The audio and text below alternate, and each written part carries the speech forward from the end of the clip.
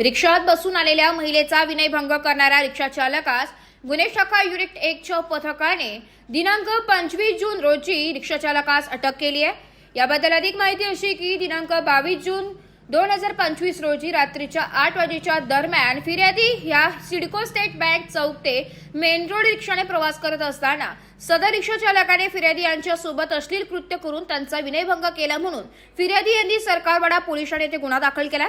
सदर गुन्ह्याच्या तपासासाठी वरिष्ठांच्या मार्गदर्शनाखाली गुन्हे शाखा युनिट क्रमांक 1चे अधिकारी व अंमलदार असे सदर गुन्ह्याचा समांतर तपास करीत असताना गुन्हे शाखा युनिट क्रमांक 1 कडील पोलीस हवालदार विशाल काठे व पोलीस अंमलदार मुख्तार शेख यांना गुप्त बातमीदारांकडून माहिती मिळाली की सदरचा गुन्हा हा नासिर शेख यांनी केला असून तो भारतनगर नाशिक या भागात फिरत असल्याची माहिती मिळाली। सदरच्या ठिकाणी सापळा रचत त्याला शिताफेने ताब्यात घेतलंय।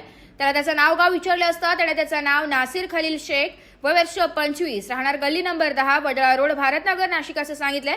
त्यास गुन्ह्याबाबत विचारपूस केली असता त्याने सदरचा गुन्हा केल्याची कबुली दिली आहे। सदर आरोपीतास पुढील कारवाई कामी सरकारवाडा पोलीस ठाणे यांच्या ताब्यात देण्यात आलाय। सदरची कामगिरी वरिष्ठांच्या मार्गदर्शनाखाली गुन्हे शाखा युनिट क्रमांक 1च्या पथकाने केली आहे।